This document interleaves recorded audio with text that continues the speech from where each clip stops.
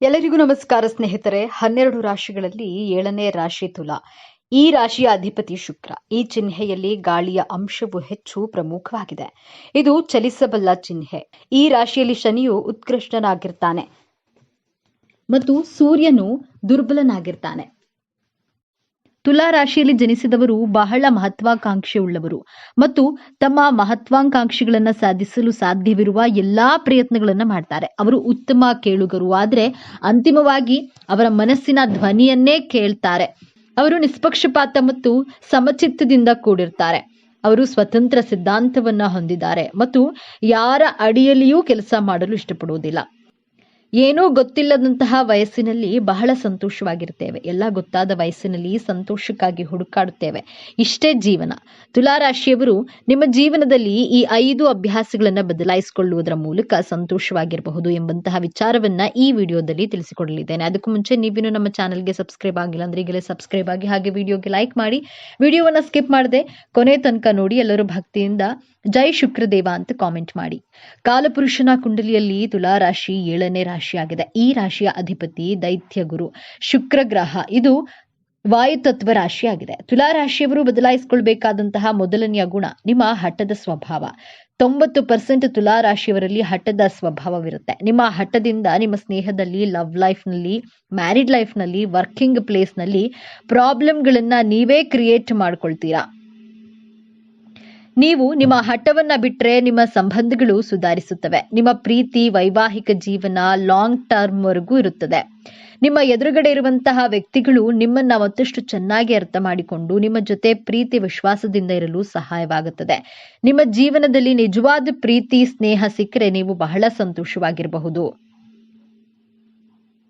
ತುಲಾ ರಾಶಿಯವರು ಬದಲಾಯಿಸಿಕೊಳ್ಬೇಕಾದಂತಹ 2ನೇ ಅಭ್ಯಾಸ, ಬೇರೆಯವರ ಜೊತೆ ಕಂಪೇರ್ ಮಾಡಿಕೊಳ್ಳುವಂತಹ ಅಭ್ಯಾಸವನ್ನ ಬದಲಾಯಿಸಿಕೊಳ್ಬೇಕು. ಪ್ರತಿಯೊಂದು ವಿಚಾರದಲ್ಲಿಯೂ ಎದುರುಗಡೆ ಇರುವಂತಹ ವ್ಯಕ್ತಿಗಳ ಜೊತೆ, ಸ್ನೇಹಿತರ ಜೊತೆ, ಸಂಬಂಧಿಕರ ಜೊತೆ ಕಂಪೇರ್ ಮಾಡಿಕೊಳ್ಳೋದನ್ನ ಬಿಡಬೇಕು. ತುಲಾ ರಾಶಿಯವರಿಗೆ ಲಕ್ಸುರಿಯಸ್ ಥಿಂಗ್ಸ್ಗಳು ಬಹಳ ಅಟ್ರಾಕ್ಟ್ ಮಾಡುತ್ತವೆ. ತುಲಾ ರಾಶಿಯವರಿಗೆ ತುಂಬಾ ಡಿಮ್ಯಾಂಡ್ಸ್ಗಳು ಇರುತ್ತವೆ. ತುಂಬಾ ಆಸೆಗಳನ್ನ ಇಟ್ಕೊಂಡಿರ್ತಾರೆ. ನಿಮ್ಮ ನಿರೀಕ್ಷೆಗಳನ್ನ ಹಾಗೂ ಹೋಲಿಕೆ ಮಾಡುವ ಅಭ್ಯಾಸವನ್ನ ಬದಲಾಯಿಸಿಕೊಂಡ್ರೆ ನೀವು ನಿಮ್ಮ ಜೀವನದಲ್ಲಿ ಸಂತೋಷವಾಗಿರಬಹುದು. ತುಲಾ ರಾಶಿಯವರು ಬದಲಾಯಿಸಿಕೊಳ್ಬೇಕಾದಂತಹ 3ನೆಯ ಅಭ್ಯಾಸ ನಿಮಗೆ ಬಹಳ ಪ್ರಿಯವಾದಂತಹ ಅಭ್ಯಾಸ. ಇದು ಯಾವುದು ಎಂದ್ರೆ ಸೋಮಾರಿತನ, ಆಲಸ್ಯ ಗುಣ. ನೀವು ರಾತ್ರಿ ನಿದ್ದೆ ಮಾಡುವ ಮುಂಚೆ ಅಂದುಕೊಳ್ತೀರಾ, ನಾಳೆ ನಾನು ಈ ಟೈಮಿಗೆ ಎದ್ದೇಳಲೇಬೇಕು, ಈ ಟಾಸ್ಕ್ಗಳನ್ನ ಕಂಪ್ಲೀಟ್ ಮಾಡಲೇಬೇಕು ಅಂದ್ಕೊಳ್ತೀರಾ. ಆದ್ರೆ ನಾಳೆ ಬೆಳಗ್ಗೆ ಆದ್ಮೇಲೆ ನೀವು ನಿಮ್ಮ ಆಲಸ್ಯದ ಗುಣದಿಂದ ಆ ಟಾರ್ಗೆಟ್ಗಳನ್ನ ಕಂಪ್ಲೀಟ್ ಮಾಡೋದಕ್ಕೆ ಕಷ್ಟ ಆಗುತ್ತೆ. ವೃಷಭ ರಾಶಿ ಹಾಗೂ ತುಲಾ ರಾಶಿ, ಈ 2 ರಾಶಿಗಳು ಶುಕ್ರನ ಅಧಿಪತ್ಯದ ರಾಶಿಗಳು. ತುಂಬಾ ಆಲಸ್ಯ ಗುಣ, ಲೇಜಿನೆಸ್ ರಾಶಿಗಳು ಅಂತಾನೆ ಹೇಳಬಹುದು. ಬಟ್ ನೀವು ಮಾಡಲೇಬೇಕು ಈ ಕೆಲಸ ಅಂದುಕೊಂಡ್ರೆ ನಿಮ್ಮ ಮನಸ್ಸಿಗೆ ಬಹಳ ಸಂತೋಷ ಕೊಡುವಂತಹ ಕೆಲಸ ಕಾರ್ಯಗಳನ್ನ ನಿಮ್ಮ ಇಷ್ಟದ ಹಾಗೆ ಮಾಡ್ತೀರಾ. ಯಾರಾದ್ರೂ ನಿಮ್ಮ ಮೇಲೆ ಬಲವಂತವಾಗಿ ಒತ್ತಡವನ್ನ ಹೇರಿದ್ರೆ ನೀವು ಯಾವುದೇ ಕಾರಣಕ್ಕೂ ಆ ಕೆಲಸಗಳನ್ನ ಮಾಡೋದಿಲ್ಲ. ನಿಮ್ಮ ಆಲಸ್ಯ ಸಮಯವನ್ನ ಮುಂದೂಡುವಂತಹ ಗುಣವನ್ನ ಬದಲಾಯಿಸಿಕೊಂಡ್ರೆ ನಿಮ್ಮ ಪರ್ಸನಲ್ ಲೈಫ್ ಮತ್ತು ಪ್ರೊಫೆಷನಲ್ ಲೈಫ್ ನಲ್ಲಿ ಸಕ್ಸಸ್ ಜೀವನದಲ್ಲಿ ಸಂತೋಷವಾಗಿರ್ತೀರಾ. ತುಲಾ ರಾಶಿಯವರು ಬದಲಾಯಿಸಿಕೊಳ್ಬೇಕಾದಂತಹ 4ನೆಯ ಅಭ್ಯಾಸ, ತುಂಬಾ ಮೂಡ್ ಸ್ವಿಂಗ್ಸ್ ಮಾಡ್ಕೊಳ್ತಾ ಇರ್ತೀರಾ. ನಿಮ್ಮ ಮನಸ್ಸನ್ನ ಒಂದೊಂದು ಬಾರಿ ಒಂದೊಂದು ರೀತಿಯಲ್ಲಿ ಆಲೋಚನೆ ಮಾಡಲು ಪ್ರಾರಂಭ ಮಾಡುತ್ತೆ. ನಿಮ್ಮ ಭಾವನೆಗಳ ಏರಿಳಿತದಿಂದ ನಿಮ್ಮ ಮ್ಯಾರಿಡ್ ಲೈಫ್, ಎಜುಕೇಶನ್, ಜಾಬ್ ಹಾಗೂ ಬಿಸ್ನೆಸ್, ಪ್ರೊಫೆಷನಲ್ ಲೈಫ್ ಇದರ ಮೇಲೆ ಕೆಟ್ಟ ಪ್ರಭಾವವನ್ನ ಬೀರುತ್ತೆ. ನೀವು ತುಂಬಾ ಮೂಡಿಯಾಗಿರ್ತೀರಾ. ನಿಮ್ಮ ಮೂಡ್ ಸ್ವಿಂಗ್ಸ್ ಅನ್ನ ಕಂಟ್ರೋಲ್ ಮಾಡಿಕೊಳ್ಳಲೇಬೇಕು. ಸ್ಟೇಬಲ್ ಆಗಿರಬೇಕು. ಪ್ರಾಕ್ಟಿಕಲ್ ಆಗಿ ಯೋಚಿಸಿದ್ರೆ ನಿಮ್ಮ ಜೀವನದಲ್ಲಿ ನೀವು ತುಂಬಾ ಸಂತೋಷವಾಗಿರ್ತೀರಾ. ತುಲಾ ರಾಶಿಯವರು ಬದಲಾಯಿಸಿಕೊಳ್ಬೇಕಾದಂತಹ 5ನೆಯ ಅಭ್ಯಾಸ, ನಿಮ್ಮ ಹತ್ತಿರ ಯಾವುದು ಇದೆಯೋ, ಸಂಬಂಧಗಳೇ ಆಗ್ಲಿ, ಐಷಾರಾಮಿ ವಸ್ತುಗಳೇ ಆಗಿರ್ಲಿ, ಮನೆ, ಸೈಟ್, ಕಾರು ಯಾವುದೇ ಆಗ್ಲಿ, ತೃಪ್ತಿ ಇರೋದಿಲ್ಲ. ಅತೃಪ್ತರಾಗಿರ್ತೀರಾ. ಇನ್ನ ಬೆಸ್ಟ್ ಸೈಟ್ ತಗೊಳ್ಬೇಕಿತ್ತು, ಇನ್ನು ಲಕ್ಸುರಿ ಮನೆಯನ್ನ ಕಟ್ಟಬೇಕಿತ್ತು, ಇನ್ನು ಬ್ರ್ಯಾಂಡೆಡ್ ಕಾರ್ನ ತಗೋಬೋದಿತ್ತು ಎಂಬಂತಹ ಅತೃಪ್ತ ಭಾವ ನಿಮ್ಮ ಬಳಿ ಯಾವ ವಸ್ತುಗಳು ಇದೆಯೋ ಅದರಲ್ಲಿ ತೃಪ್ತಿ ಪಡೋದನ್ನ ಕಲಿಯಬೇಕು. ಇಲ್ಲದಿದ್ರೆ ಸಂಬಂಧಗಳಲ್ಲಿಯೂ ಇನ್ನೂ ಬೆಸ್ಟ್ ಲೈಫ್ ಪಾರ್ಟ್ನರ್ ಸಿಗಬೇಕಿತ್ತು, ಇನ್ನು ಬೆಸ್ಟ್ ಜಾಬ್ ಸಿಗಬೇಕಿತ್ತು ಎಂಬಂತಹ ಅತೃಪ್ತ ಭಾವದಿಂದಿರುವಂತಹ ಸಂಬಂಧಗಳು, ಜಾಬ್ ಹಾಗೂ ಬಿಸ್ನೆಸ್ ನಲ್ಲಿ ಆಸಕ್ತಿಯನ್ನ ಕಳೆದುಕೊಳ್ತೀರಾ. ಮನಸ್ಸಿಗೆ ಕಿರಿಕಿರಿ ಆಗುತ್ತೆ. ಭಗವಂತ ಕೊಟ್ಟಿರೋದ್ರಲ್ಲಿಯೇ ತೃಪ್ತಿ ಪಡ್ತೇನೆ ಎಂಬಂತಹ ಕೃತಜ್ಞತಾ ಭಾವವನ್ನ ಸಲ್ಲಿಸಬೇಕು. ಆಗ ನೀವು ನಿಮ್ಮ ಜೀವನದಲ್ಲಿ ಬಹಳ ಸಂತೋಷವಾಗಿರ್ತೀರಾ. ಮೇಲೆ ಹೇಳಿದಂತಹ 5 ಅಭ್ಯಾಸಗಳನ್ನ ನಿಮ್ಮಲ್ಲಿದ್ರೆ ಬದಲಾಯಿಸಿಕೊಳ್ಳಲು ಪ್ರಯತ್ನ ಮಾಡಿ. ನೀವು ತುಲಾ ರಾಶಿಯಲ್ಲಿಯೇ ಜನಿಸಲು ಕಾರಣವೇನು ಎಂದು ನೋಡೋಣ. ನಮ್ಮ ಪೂರ್ವ ಜನ್ಮವನ್ನ ವಿಮರ್ಶಿಸಲು ನಮ್ಮ ಕುಂಡಲಿಯು ಪಂಚಮ ಸ್ಥಾನವನ್ನ ವಿಮರ್ಶೆ ಮಾಡಬೇಕು. ನಿಮ್ಮ ಪಂಚಮ ಸ್ಥಾನದಲ್ಲಿ ಕುಂಭರಾಶಿ ಬರುತ್ತೆ. ಕುಂಭರಾಶಿ ವಾಯುತತ್ವ ರಾಶಿಯಾಗಿ ಹಿಂದಿನ ಜನ್ಮದಲ್ಲಿ ಜ್ಞಾನವಂತರಾಗಿದ್ದು ನೀವು ಯಾತ್ರೆಯನ್ನ ಮಾಡಿರೋದಿಲ್ಲ. ಆದ್ದರಿಂದ ಈ ಜನ್ಮದಲ್ಲಿ ತುಲಾ ರಾಶಿಯಲ್ಲಿ ಜನಿಸಿರ್ತೀರಾ. ತುಲಾ ರಾಶಿಯವರಿಗೆ ಟ್ರಾವೆಲಿಂಗ್ ಮಾಡೋದು ಅಂದ್ರೆ ಪಂಚಪ್ರಾಣ. ಧಾರ್ಮಿಕ ಯಾತ್ರೆಗಳನ್ನ ಮಾಡಿರ್ತೀರಾ. ಶುಕ್ರ ನಿಮ್ಮ ರಾಶಿಯ ಅಧಿಪತಿಯಾಗಿರೋದ್ರಿಂದ ಮೋಜು ಮಸ್ತಿ ಟ್ರಾವೆಲಿಂಗ್ ಎಲ್ಲವನ್ನ ಮಾಡ್ತೀರಾ. ಎಲ್ಲರ ಜೊತೆ ಬೆರೆತು ಬಾಳ್ತೀರಾ. ನೀವು ನಿಮ್ಮ ಜೀವನವನ್ನ ಬಹಳ ಆನಂದಮಯವಾಗಿ ಕಳೆಯುತ್ತೀರಾ. ಜೀವನದಲ್ಲಿ ಹಣದಿಂದ ಏನನ್ನಾದ್ರೂ ಖರೀದಿ ಮಾಡಬಹುದು, ಆದ್ರೆ ಮನಸ್ಸು ಹಾಗೂ ಭಾವನೆ ಪ್ರೀತಿಯನ್ನ ಖರೀದಿ ಮಾಡಲು ಸಾಧ್ಯವಿಲ್ಲ. ಈ ಸತ್ಯ ನಿಮಗೆ ತಿಳಿದಿದೆ. ನಿಮ್ಮ ಜೀವನ ಸಂಗಾತಿ ಅನುಶಾಸನ ಪ್ರಿಯರಾಗಿರ್ತಾರೆ. ಸಮಯಕ್ಕೆ ಸರಿಯಾಗಿ ಕೆಲಸ ಮಾಡುವವರಾಗಿರ್ತಾರೆ. ನೀವು ಅವರಿಗೆ ವಿರುದ್ಧವೆಂಬಂತೆ ಜೀವನವನ್ನ ಎಂಜಾಯ್ ಮಾಡಬೇಕು, ಸಂತೋಷವಾಗಿ ಬದುಕಬೇಕು ಅಂದ್ಕೊಳ್ಳೋದ್ರಿಂದ ನಿಮ್ಮಿಬ್ಬರ ಮಧ್ಯೆ ವೈಮನಸ್ಸುಗಳು ಬರುತ್ತವೆ. ನೀವು ನಿರೀಕ್ಷಿಸಿದಂತಹ ಪ್ರೀತಿ ನಿಮಗೆ ಸಿಗದೆ ನಿರಾಶರಾಗ್ತೀರಾ. ನಿಮ್ಮ ಕಲ್ಪನೆಗಳಿಗೆ ಭಾವನೆಗಳಿಗೆ ಮಿಡಿಯುವ ಜೀವನ ಸಂಗಾತಿಯನ್ನ ಬಯಸ್ತೀರಾ. ಆದ್ರೆ ನಿಮ್ಮ ನಿರೀಕ್ಷೆಗೆ ತಕ್ಕ ಜೀವನ ಸಂಗಾತಿ ಸಿಗದೆ ನಿರಾಶೆಯನ್ನ ಅನುಭವಿಸ್ತೀರಾ. ಕಷ್ಟ, ನಿರಾಶೆ, ದುಃಖ ಏನೇ ಬರಲಿ ಜೀವನವನ್ನ ಸರಿಸಮಾನವಾಗಿ ನಿಭಾಯಿಸುವಂತಹ ಕಲೆ, ಬುದ್ಧಿವಂತಿಕೆ ನಿಮ್ಮಲ್ಲಿ ಕಾಣಬಹುದು. ನಕ್ಷತ್ರದ ಆಧಾರದ ಮೇಲೆ ನಿಮ್ಮ ಗುಣ ಸ್ವಭಾವವನ್ನ, ಅಭಿರುಚಿಗಳನ್ನ ಬದಲಾಗುತ್ತವೆ. ಚಿತ್ತ ನಕ್ಷತ್ರದಲ್ಲಿ ಜನಿಸಿದವರಿಗೆ ಯಾರಾದ್ರೂ ವಾಯ್ಸ್ ರೈಸ್ ಮಾಡಿ ಮಾತನಾಡಿದ್ರೆ ಇಷ್ಟವಾಗೋದಿಲ್ಲ. ಅವರ ವಿರುದ್ಧ ತಿರುಗಿ ಬಿದ್ದು ಮಾತನಾಡ್ತೀರಾ. ಇವರು ಬ್ಯೂಟಿ ಕಾನ್ಶಿಯಸ್ ಪರ್ಸನ್ ಆಗಿರ್ತಾರೆ. ಯಾವ ರೀತಿ ಡ್ರೆಸ್ಗಳನ್ನ ವೇರ್ ಮಾಡ್ಕೊಳ್ಬೇಕು, ಹೇರ್ ಸ್ಟೈಲ್ ಬಗ್ಗೆ ತುಂಬಾ ಕ್ಯಾಶುಯಲ್ ಆಗಿರ್ತಾರೆ. ತುಂಬಾ ಸೆಲೆಕ್ಟಿವ್ ಆಗಿರ್ತಾರೆ. ತನ್ನ ಬ್ಯೂಟಿ ಬಗ್ಗೆ ಪಾಸಿಟಿವ್ ಅಟೆನ್ಷನ್ಗೋಸ್ಕರ ಇಂಪಾರ್ಟೆನ್ಸ್ ಕೊಡ್ತಾರೆ. Designing field, creative field, web design, fashion designing field ನಲ್ಲಿ ಸಕ್ಸಸ್ ಅನ್ನ ಪಡೆಯಬಹುದು. ಆಟೋಮೊಬೈಲ್ ಡಿಸೈನಿಂಗ್ ಅಲ್ಲೂ ಕೂಡ ಸಕ್ಸಸ್ ಅನ್ನ ಪಡೆಯಬಹುದು. ಚಿತ್ತಾ ನಕ್ಷತ್ರದವರು ಫ್ಯಾಮಿಲಿ ಓರಿಯೆಂಟೆಡ್ ಪರ್ಸನ್ ಆಗಿರ್ತಾರೆ. ಎಲ್ಲರನ್ನ ಕುರುಡರಾಗಿ ನಂಬೋದಿಲ್ಲ. ಯಾಕೆ ಅಂದ್ರೆ ಜೀವನದಲ್ಲಿ ಮೋಸ ಹೋಗಿರುವಂತಹ ಕಾರಣದಿಂದಾಗಿ ಯಾರನ್ನೂ ಸುಲಭವಾಗಿ ನಂಬೋದಿಲ್ಲ. ಒಂದಕ್ಕೆ 2 ಸಲ ಅವರನ್ನ ಪರೀಕ್ಷೆ ಮಾಡಿ ನಂತರ ಅವರನ್ನ ನಂಬೇಕೋ ಬೇಡವೋ ಎಂದು ನಿರ್ಧಾರ ಮಾಡ್ತಾರೆ. ಚಿತ್ತಾ ನಕ್ಷತ್ರದವರು ತನ್ನ ಬಗ್ಗೆ ವೈಯಕ್ತಿಕ ವಿಮರ್ಶೆ ಮಾಡಿಕೊಳ್ತಾರೆ. ನನ್ನ ಪಾಸಿಟಿವ್ ಗುಣಗಳೇನು, ನೆಗೆಟಿವ್ ಗುಣಗಳೇನು, ನಾನು ಹೇಗೆ ಅಪ್ಡೇಟ್ ಆಗಬೇಕು ಎಂದು ಸೆಲ್ಫ್ ಅನಲೈಸ್ ಮಾಡಿಕೊಳ್ಳೋದು ಇವರ ಸ್ಪೆಷಲ್ ಕ್ವಾಲಿಟಿ. ಎರಡನೆಯ ನಕ್ಷತ್ರ ಸ್ವಾತಿ ನಕ್ಷತ್ರ. ಸ್ವಾತಿ ನಕ್ಷತ್ರದಲ್ಲಿ ಜನಿಸಿದವರಿಗೆ ಜೀವನದ ಮಹತ್ವದ ನಿರ್ಧಾರಗಳನ್ನ ತೆಗೆದುಕೊಳ್ಳುವಾಗ 1ಕ್ಕೆ 2 ಸಲ ಯೋಚಿಸಿ ನಿಧಾನವಾಗಿ ತೆಗೆದುಕೊಳ್ತಾರೆ. ಸನ್ನಿವೇಶಗಳನ್ನ ಬಹಳ ಬ್ಯಾಲೆನ್ಸ್ ಮಾಡಿ ನಿರ್ಧಾರಗಳನ್ನ ತೆಗೆದುಕೊಳ್ತಾರೆ. ಸ್ವಭಾವದಂತಹ ರೊಮ್ಯಾಂಟಿಕ್ ಆಗಿರ್ತಾರೆ. ತನ್ನ ಜೀವನ ಸಂಗಾತಿಗೆ ಇವರ ಮೇಲೆ ಇರುವಂತಹ ಪ್ರೀತಿ ಭಾವನೆಗಳನ್ನ ವ್ಯಕ್ತಪಡಿಸಿ ಇವರ ಜೀವನ ಸಂಗಾತಿಯ ಮಹತ್ವವನ್ನ ಅರ್ಥ ಮಾಡ್ಕೊಳ್ತಾರೆ. ಪ್ರೊಫೆಷನಲ್ ಲೈಫ್ ಹಾಗೂ ಪರ್ಸನಲ್ ಲೈಫ್ ಅನ್ನ ಬಹಳ ಚೆನ್ನಾಗಿ ಬ್ಯಾಲೆನ್ಸ್ ಮಾಡ್ತಾರೆ. ಪ್ರೊಫೆಷನಲ್ ಲೈಫ್ ಗಿಂತ ಫ್ಯಾಮಿಲಿಗೆ ತುಂಬಾ ಇಂಪಾರ್ಟೆನ್ಸ್ ಕೊಡ್ತಾರೆ. ಸಮಾಜ ಸೇವೆ ಮಾಡುವುದು ಅವಶ್ಯಕತೆ ಇರುವವರಿಗೆ ಸಹಾಯ ಮಾಡುವ ಗುಣದವರು. ಮೂರನೆಯ ನಕ್ಷತ್ರ ವಿಶಾಖ ನಕ್ಷತ್ರ. ವಿಶಾಖ ನಕ್ಷತ್ರದಲ್ಲಿ ಜನಿಸಿದವರು ಮುಖ ನೋಡಿ ಇವರ ವಯಸ್ಸನ್ನ ಯಾರು ಗೆಸ್ ಮಾಡೋದಕ್ಕೂ ಸಾಧ್ಯವಾಗುವುದಿಲ್ಲ. ವಿಶಾಖ ನಕ್ಷತ್ರದವರ ಮುಂದೆ ಯಾರಾದ್ರೂ ಡ್ರಾಮಾ ಮಾಡಿದ್ರೆ, ಸುಳ್ಳು ಹೇಳಿದ್ರೆ ಬಹಳ ಬೇಗ ಕಂಡು ಹಿಡಿಯುತ್ತಾರೆ. ಆ ವ್ಯಕ್ತಿಗಳನ್ನ ತನ್ನ ಜೀವನದಿಂದ ದೂರ ಇಡ್ತಾರೆ. ಜೀವನದಲ್ಲಿ ಮೌಲ್ಯಗಳನ್ನ, ವ್ಯಾಲ್ಯೂಗಳನ್ನ ಫಾಲೋ ಮಾಡುವವರು ತನ್ನ ಮೇಲೆ ನಂಬಿಕೆ ಇಟ್ಕೊಂಡಿರ್ತಾರೆ. ಹೈ ಥಿಂಕಿಂಗ್ ಪರ್ಸನ್ ಆಗಿರ್ತಾರೆ. ಇವರು ತನ್ನ ಕಲ್ಚರ್ ಅನ್ನ, ಆಚಾರ ವಿಚಾರಗಳನ್ನ ಅನುಸರಿಸ್ತಾರೆ. ಯಾವುದೇ ಸುಂದರವಾದ ಹೂವನ್ನ ನೋಡಿದ್ರು, ಪೇಂಟಿಂಗ್ ಅನ್ನ ನೋಡಿದ್ರು ಅದರ ಫೋಟೋಸ್ ಅನ್ನ ತೆಗೆದೇ ಇರೋಕ್ಕಾಗೋದಿಲ್ಲ. ಸೌಂದರ್ಯವನ್ನ ಆರಾಧಿಸ್ತಾರೆ, ಪ್ರಶಂಸೆ ಮಾಡ್ತಾರೆ. ವಿಶಾಖ ನಕ್ಷತ್ರದವರು ಈ ಪ್ರಪಂಚವನ್ನ ನೋಡುವ ದೃಷ್ಟಿ ವಿಭಿನ್ನವಾಗಿರುತ್ತೆ. ಎಲ್ಲ ಎಥಿಕ್ಸ್ ಗಳನ್ನ ಫಾಲೋ ಮಾಡ್ತಾರೆ. ವಿಶಾಖ ನಕ್ಷತ್ರದವರಿಗೆ ಕಿಡ್ನಿ ಹಾಗೂ ಲಿವರ್ಸ್ಗೆ ಸಂಬಂಧಿಸಿದಂತಹ ಆರೋಗ್ಯ ಸಮಸ್ಯೆಗಳು ಬರುವಂತಹ ಸಾಧ್ಯತೆಗಳಿವೆ. ಎಷ್ಟೇ ಕಷ್ಟದ ಪರಿಸ್ಥಿತಿ ಬಂದ್ರೂ ಆ ಪರಿಸ್ಥಿತಿಯನ್ನ ಬಹಳ ಸಮಾಧಾನವಾಗಿ ಶಾಂತಿಯಿಂದ ನಿಭಾಯಿಸ್ತಾರೆ. 12 ರಾಶಿಗಳಲ್ಲಿ 7ನೇ ರಾಶಿ ತುಲಾ. ಈ ರಾಶಿಯ ಅಧಿಪತಿ ಶುಕ್ರ. ಈ ಚಿಹ್ನೆಯಲ್ಲಿ ಗಾಳಿಯ ಅಂಶವು ಹೆಚ್ಚು ಪ್ರಮುಖವಾಗಿದೆ. ಇದು ಚಲಿಸಬಲ್ಲ ಚಿಹ್ನೆ. ಈ ರಾಶಿಯಲ್ಲಿ ಶನಿಯು ಉತ್ಕೃಷ್ಟನಾಗಿರ್ತಾನೆ ಮತ್ತು ಸೂರ್ಯನು ದುರ್ಬಲನಾಗಿರ್ತಾನೆ. ತುಲಾರಾಶಿಯಲ್ಲಿ ಜನಿಸಿದವರು ಬಹಳ ಮಹತ್ವಾಕಾಂಕ್ಷೆಯುಳ್ಳವರು ಮತ್ತು ತಮ್ಮ ಮಹತ್ವಾಕಾಂಕ್ಷೆಗಳನ್ನು ಸಾಧಿಸಲು ಸಾಧ್ಯವಿರುವ ಎಲ್ಲಾ ಪ್ರಯತ್ನಗಳನ್ನು ಮಾಡ್ತಾರೆ. ಅವರು ಉತ್ತಮ ಕೇಳುಗರು, ಆದರೆ ಅಂತಿಮವಾಗಿ ಅವರ ಮನಸ್ಸಿನ ಧ್ವನಿಯನ್ನೇ ಕೇಳ್ತಾರೆ. ಅವರು ನಿಷ್ಪಕ್ಷಪಾತ ಮತ್ತು ಸಮಚಿತ್ತದಿಂದ ಕೂಡಿರ್ತಾರೆ. ಅವರು ಸ್ವತಂತ್ರ ಸಿದ್ಧಾಂತವನ್ನ ಹೊಂದಿರ್ತಾರೆ ಮತ್ತು ಯಾರ ಅಡಿಯಲ್ಲಿಯೂ ಕೆಲಸ ಮಾಡಲು ಇಷ್ಟಪಡುವುದಿಲ್ಲ. ಪ್ರೀತಿಗಿಂತ ಜೊತೆಗಿರುವಂತಹ ಸ್ನೇಹ ಚಂದ, ಕಾಣುವ ಕನಸಿಗಿಂತ ಕಾಣದಿರುವ ಕಲ್ಪನೆ ಚಂದ, ಬರೆಯುವ ಬರಹಕ್ಕಿಂತ ಅಳಿಸಲಾಗದ ನೆನಪು ಚಂದ.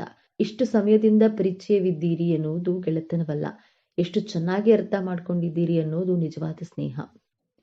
ತುಲಾ ರಾಶಿಯ ಬಂಧುಗಳೇ, ಈ ವಿಡಿಯೋವನ್ನ ನೀವು ಈಗ ನೋಡ್ತಿದ್ರೆ ಇದು ಆಕಸ್ಮಿಕವಾಗಿ ನಿಮ್ಮ ಮುಂದೆ ಬಂದಿಲ್ಲ. ಇದು ನಿಮ್ಮ ಇಷ್ಟ ದೈವವು ನಿಮಗೆ ಕಳುಹಿಸುತ್ತಿರುವಂತಹ ದಿವ್ಯ ಸಂದೇಶ. ನಿಮ್ಮ ಜೀವನದಲ್ಲಿ ಒಂದು ದೊಡ್ಡ ಕಾಂತಿ ನಡೆಯಲಿದೆ. ಇಷ್ಟು ದಿನ ಒಂಟಿಯಾಗಿ ಕುಳಿತು ಕಣ್ಣೀರು ಹಾಕಿದ್ದೀರಿ, ಅವಮಾನಗಳನ್ನ ಸಹಿಸಿದ್ದೀರಿ, ಪ್ರತಿ ರೂಪಾಯಿಗೂ ಲೆಕ್ಕ ಹಾಕುವಂತಹ ಆರ್ಥಿಕ ಸಂಕಷ್ಟವನ್ನು ಅನುಭವಿಸಿದ್ದೀರಿ ಅಲ್ವೇ?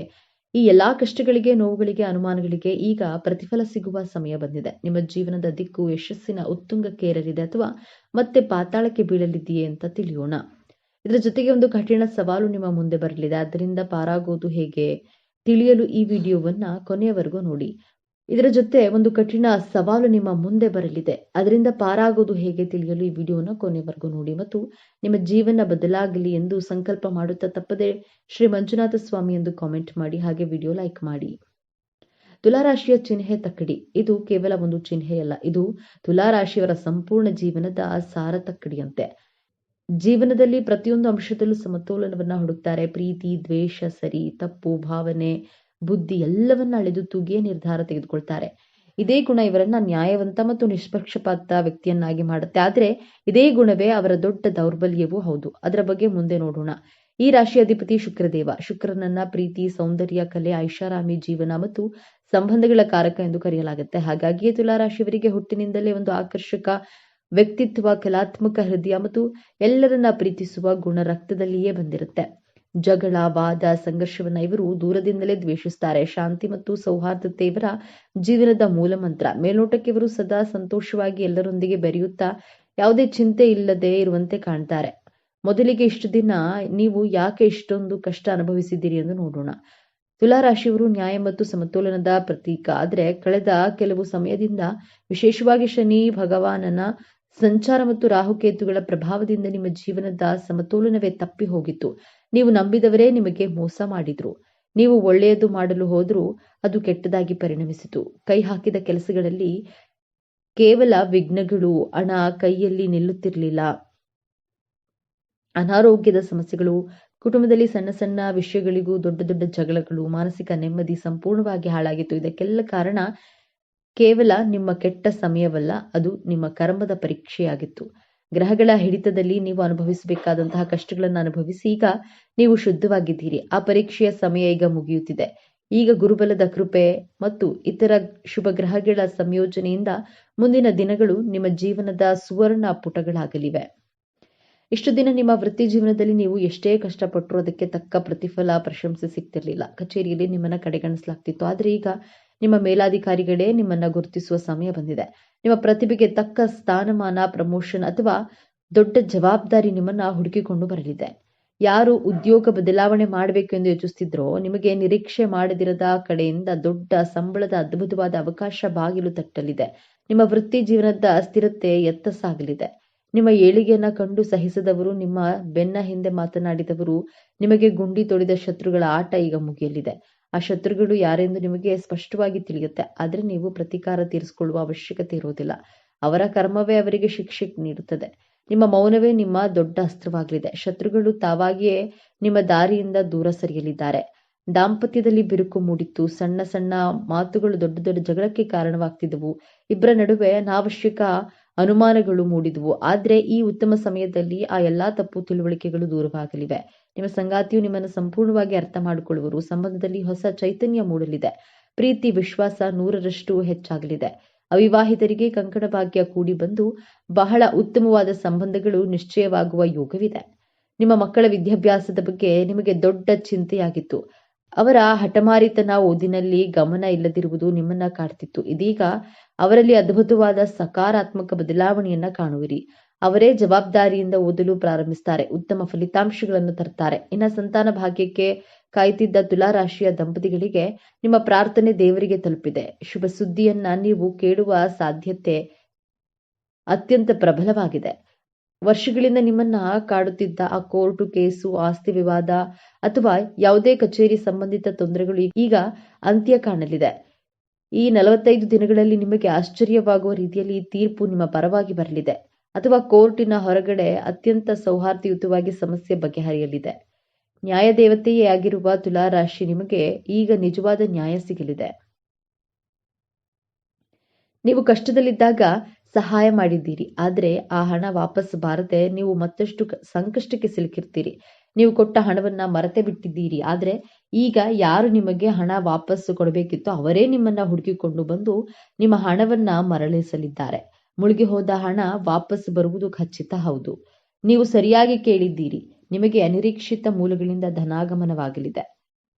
ಅದು ಪಿತ್ರಾರ್ಜಿತ ಆಸ್ತಿಯಿಂದ ಬರಬಹುದು, ಹಳೆಯ ಹೂಡಿಕೆಯಿಂದ ಮೂಲಕ ಬರಬಹುದು, ಅಥವಾ ಲಾಟರಿ, ಷೇರು ಮಾರುಕಟ್ಟೆಯಿಂದಲೂ ಲಾಭವಾಗುವ ಸಾಧ್ಯತೆ ಇದೆ.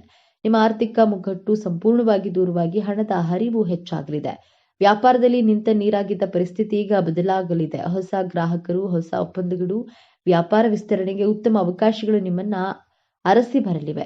ಲಾಭದ ಪ್ರಮಾಣ ದಿನದಿಂದ ದಿನಕ್ಕೆ ಏರಿಕೆ ಆಗೋದನ್ನ ನೀವು ಕಣ್ಣಾರೆ ಕಾಣುವಿರಿ. ನಿಮ್ಮ ವ್ಯಾಪಾರವು ಮುಂದಿನ ದಿನಗಳಲ್ಲಿ ಒಂದು ಹೊಸ ಎತ್ತರಕ್ಕೆ ತಲುಪಲಿದೆ. ಆದರೆ ಇಷ್ಟೆಲ್ಲ ಒಳ್ಳೆಯದು ನಡೆಯುವಾಗ ಒಂದು ಕಠಿಣ ಪರೀಕ್ಷೆ ಕೂಡ ನಿಮ್ಮ ಮುಂದೆ ಬರಲಿದೆ. ನೀವು ಎದುರಿಸುವಂತಹ ಅತ್ಯಂತ ಕಷ್ಟಕರ ಸಮಸ್ಯೆ ಅದು ಬೇರೇನೂ ಅಲ್ಲ, ನಿಮ್ಮ ಅತಿಯಾದ ಒಳ್ಳೆತನ ಮತ್ತು ನಂಬಿಕೆ. ಹೌದು, ನಿಮ್ಮ ಜೀವನ ಈಗ ಹಳಿಗೆ ಮರಳುತ್ತಿದೆ ಎಂದು ತಿಳಿದ ತಕ್ಷಣ ಇಷ್ಟು ದಿನ ನಿಮ್ಮಿಂದ ದೂರವಿದ್ದ, ನಿಮ್ಮನ್ನ ಅವಮಾನಿಸುತ್ತಿದ್ದ ಅಥವಾ ನಿಮಗೆ ಮೋಸ ಮಾಡಿದ ಹಳೆಯ ಸಂಬಂಧಿಕರು ಅಥವಾ ಸ್ನೇಹಿತರು ಮತ್ತೆ ನಿಮ್ಮ ಜೀವನದಲ್ಲಿ ಪ್ರವೇಶಿಸಲು ಪ್ರಯತ್ನಿಸ್ತಾರೆ. ಅವರು ನಿಮ್ಮ ಬಳಿ ಬಂದು ತುಂಬಾ ನಾಟಕೀಯವಾಗಿ ಕ್ಷಮೆ ಕೇಳಬಹುದು ಅಥವಾ ನಿಮಗೆ ಹಣದ ಸಹಾಯವನ್ನ ಕೇಳಬಹುದು. ನಿಮ್ಮ ಯಶಸ್ಸಿನಲ್ಲಿ ಪಾಲುದಾರರಾಗಲು ಪ್ರಯತ್ನಿಸಬಹುದು. ಈ ಸಮಯದಲ್ಲಿ ನಿಮ್ಮ ಮೃದು ಹೃದಯವು ಅವರನ್ನ ಮತ್ತೆ ನಂಬಲು ಪ್ರೇರೇಪಿಸುತ್ತೆ. ನೀವು ಅಯ್ಯೋ ಪಾಪ ಎಂದು ಮತ್ತೊಮ್ಮೆ ಅವರಿಗೆ ಸಹಾಯ ಮಾಡಲು ಹೋದ್ರೆ ನೀವು ಗಳಿಸಿದ ಎಲ್ಲಾ ಯಶಸ್ಸು, ಹಣ ಮತ್ತು ನೆಮ್ಮದಿ ಮತ್ತೆ ನಿಮ್ಮ ಕೈತಪ್ಪಿ ಹೋಗುವ ದೊಡ್ಡ ಅಪಾಯವಿದೆ. ಇದು ಶನಿ ಭಗವಾನನು ಕೊಡುವ ಕೊನೆಯ ಪರೀಕ್ಷೆ. ಈ ಪರೀಕ್ಷೆಯಲ್ಲಿ ಪಾರಾಗುವುದು ಹೇಗೆ? ಪರಿಹಾರ ತುಂಬಾ ಸರಳವಾಗಿದೆ.